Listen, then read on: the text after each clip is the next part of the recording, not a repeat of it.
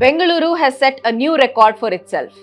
As of today, the city has been without an elected council for over 4 years. And what's more, those in power seem to be in no rush whatsoever to hold elections to the Brihat Bengaluru Mahanagara Palike, the city's civic body.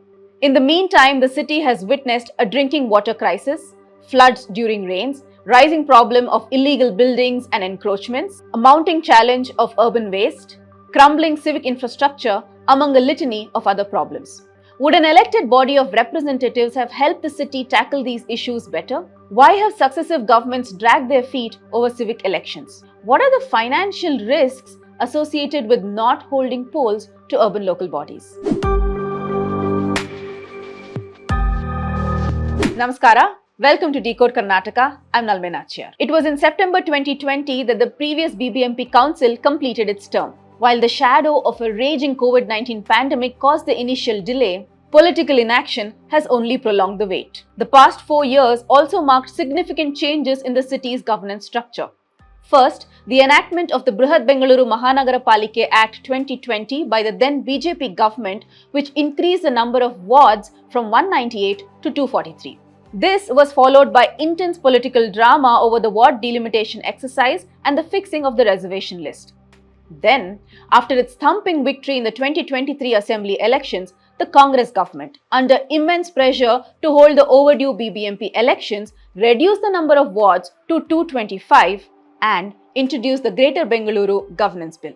Through all this, the consequent absence of corporators has left citizens grappling with a glaring lack of local representation to address their ever-growing concerns. So, what will it take to nudge the Karnataka government from its current state of inaction? For a discussion on this, we are joined today by Srinivas Alavilli, a civic activist who has been working on local self-governance and has empowered citizen participation through institutional mechanisms. Hello sir, welcome to the show. Thank you for joining us today. The BBMP has been without an elected council for the longest period now, which is we have entered the 5th year. So 5 years on, and even after the involvement of the Supreme Court and the High Court and all these legal challenges, the civic polls have been a no-starter. But how do you think how has the absence of elected representatives impacted urban local governance in Bengaluru today? Yeah, so not having an elected representative at a city government level is a huge democratic deficit for the citizens of the city, right? We don't consider corporators as legitimate political leaders of the city, but they indeed are, right? And for example, for citizens to access government, they have two options, either to go through the bureaucracy or through the elected representatives. And they can always walk up to a government office and make a request, but we all know how that works, right? When you go there, the concerned official may not be there, or he or she is not obligated to sit and listen to your voice and try to do this. Usually you'll get bounced from one department, another department, you need to go meet that other person, or this is the thing you need to do, and they're trying to move forward and not actually have a conversation with the people. Whereas a political leader, a corporator in this case, is really interested in the listening to the people in the ward. Why? Because their political future depends on how the citizens of the ward think about, right? For them, they are voters. For an official, they are not voters, they are residents. So while I'm not trying to say that officials are not interested in solving the local problems, the politicians have much more incentive to solve the local problems. A lack of that basically removes that kind of agency and a power that citizens have in terms of contacting their elected representative. Now, the argument that is made is you have MLAs, but MLAs are for the state legislature. They are not for the city corporation. Let's assume for a second that MLAs are also public representatives, so you can make a case for them. But now think about how difficult it is to manage that. If you are an MLA in Bengaluru city, you will have 3 lakh to 3.5 lakh people under your constituency. Now imagine if 10% of the people come to your house every day, how that will look like, right? You will not be able to manage that. And then the moment we talk about civic issues, now we're talking about water, roads, electricity, all of that. These are much more tangible, tactical kind of things that need resolution almost like a grievance redressal kind of system. Whereas the members of Legislative Assembly are in a position to make and amend laws for the entire state of Karnataka. So their energies, their focuses should be on how to make the state better. The example I often give is when you have a broken, bone, unfortunately you met with an, accident and your leg is broken, you don't run to a cardiologist, you run to an orthopedic, because while both of them are doctors, you need to go to the right doctor. So that is why lack of corporators, elected corporators, is like everyone is running towards cardiologists to solve their, to repair their broken bones, and we don't know whether that will work or not. The polls were postponed for several reasons. It started off, of course, with the COVID-19 pandemic. Then we've had 2 rounds of delimitations of wards, then reservation. The Lok Sabha elections also postponed it last year. More recently, of course, there's been the Greater Bengaluru Governance Bill.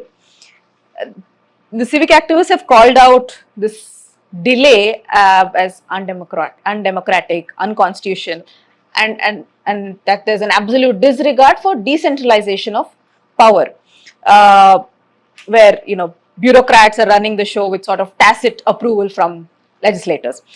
Why have political parties dilly-dallied so much for so many years over conducting the elections? I think the question itself refers to all the key issues that we have, right? Nobody likes to share power. That includes you and me. If someone tells us that, oh, you need to share your power with somebody else, you'll be like, why? What's wrong with me? I can deal with it. Or why am I letting go of power?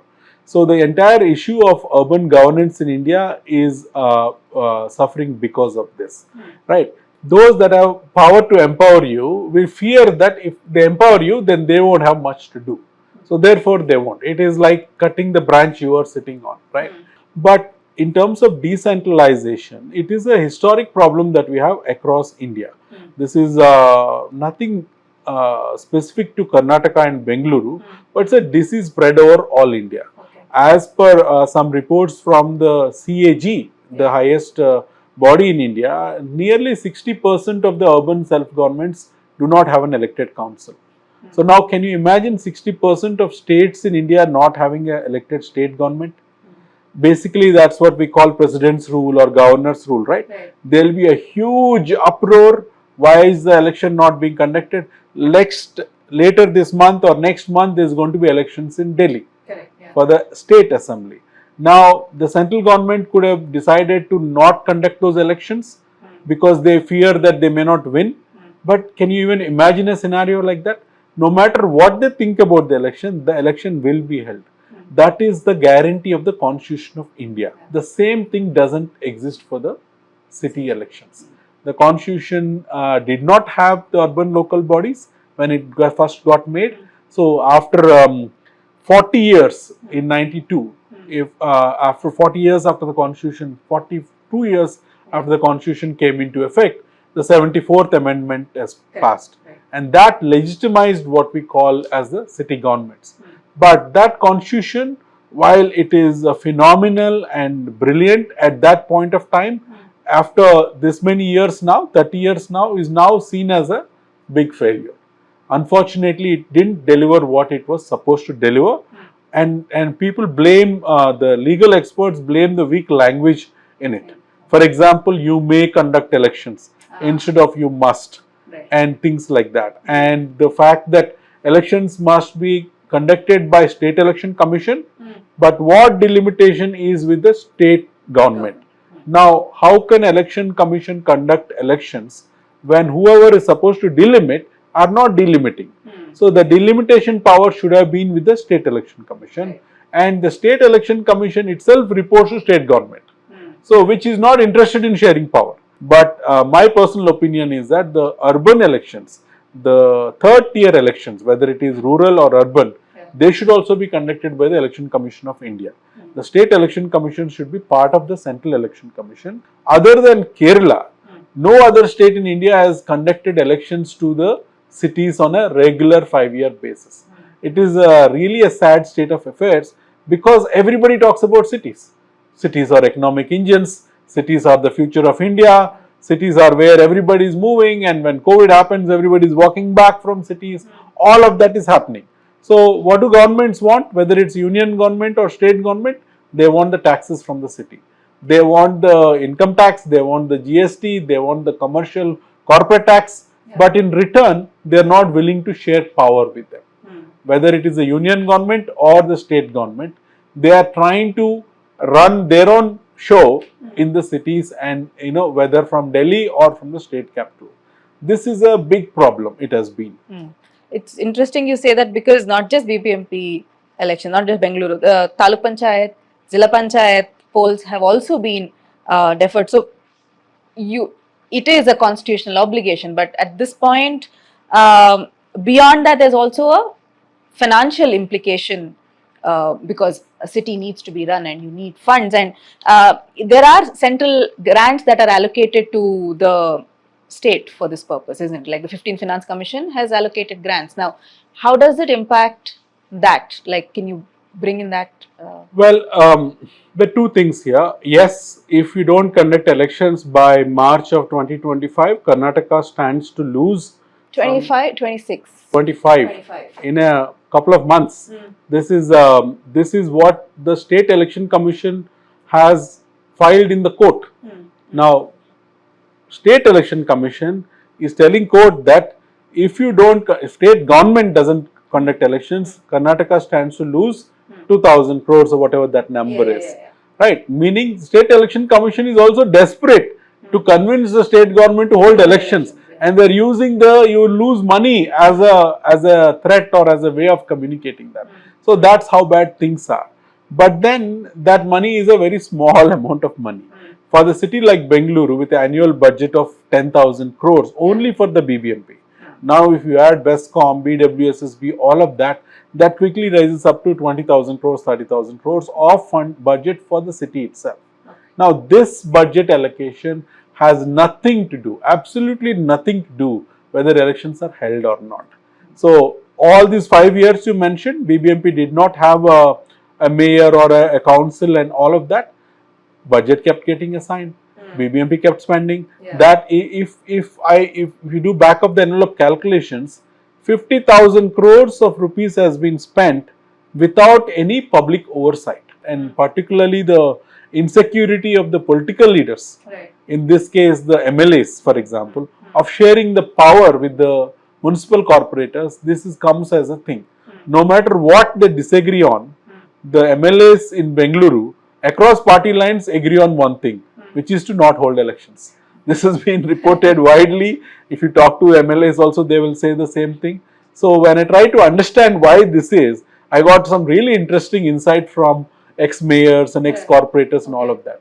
They told me that because the elections are held at different times, for the MLA elections are held at a particular time, and then the corporation elections are held at a different time.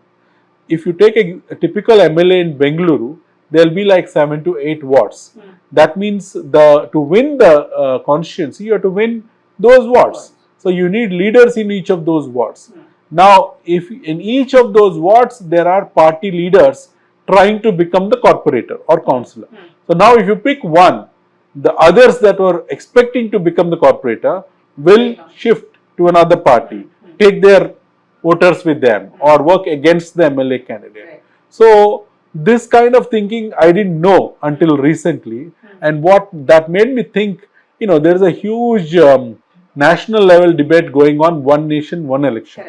Now there are pros, cons, and I think it's very difficult to do, and I don't see a need to do it. But I do see a need to do one state, one election, where the MLA elections and the city elections happen simultaneously. So at least the MLAs and the candidates of the corporators, they are all candidates at that point. So they have to work with each other. Maybe this is the political solution that might, inspire the state government to hold elections regularly. Right now we have many cities, 0 elections. Can we at least get one state, all elections? ZP, TP, GP, city corporations, municipalities, town municipal corporations. Maybe this is an approach that we can take. But again, this is wishful thinking, because who can do this? Only the MLAs can do this. The majority of the MLAs, or a strong will from the chief minister, Something like that has to happen. So unless there is a demand from the public and from the media, I don't see how any of this will change, unfortunately. Which is why was going to be my next question. Like, what are the options available to us citizens, the State Election Commission? What more can be done to ensure that the state actually acts on it? Of course, you have answered most of it, but any last thoughts you have about how we can this year have the elections for sure? So there are two things. One is the carrot and stick kind of thing, right? Unless there is public pressure, nothing will happen anywhere in about anything, right? You know, if you see the examples of in the last few years, whether it is CAA or the Women's Reservation Bill, which finally got passed after so many years of advocacy and agitation and all of that, the Farmers' Law you saw. What is common across all these things is the public opinion. Right, and public opinion mobilized and evident, not public opinion in conversations in closed rooms, but out in the public and media advocacy. And I think one of the biggest problems we have is that while we understand cities, we don't understand the need for city governance. We keep calling them urban local bodies, which itself disenfranchises them. Can we start calling them city governments? You have union government, you have state government, then it's a village government or the city government. The third level of... Why are we suddenly going to ULB or rural body? Right? That itself reduces the importance of that. We need to have champions of it. There was a period of time, Nalme, when Vallabhbhai Patel, Subhash Chandra Bose, Jawaharlal Nehru, Rajgopalachari, all these people were mayors of their cities in the 20s, much before we got our independence. That's how they cut their teeth in administration, governance. So when India got the independence finally, we actually had political leaders that are trained in governance. Today, if you look around the ministers and the CMs and all of that, only Devendra Fadnavis has emerged out of a city mayor to being from a mayor or a counterpart to that. We have President of India. She herself is a corporator from Odisha long time back. We have examples like that. But in the high political office, we don't. Whereas if you look at the MLAs of Bengaluru, maybe 75% of them, 50% of them have been corporators for many, many terms. And now they are MLAs for many, many terms. So the political leadership pipeline also depends on that. Maybe when the political leaders think about how do I strengthen my party, and the leaders have to come from the grassroots, because only then they can represent the public view. So and also give opportunity to new leaders too. Yes, because nobody is going to live forever, right? You have, at some point you have to retire. So the political parties need to have some introspection, how you are going to get leaders from the grassroots. And whenever that happens, they will get more support from the public also. Unlike, say, union or state, citizens can play a big role in city governance. Why? Because we are the ones who actually live there. You know what the problems are in your area, which road needs fixing, which area gets flooding, we have climate change now, all of these things you understand.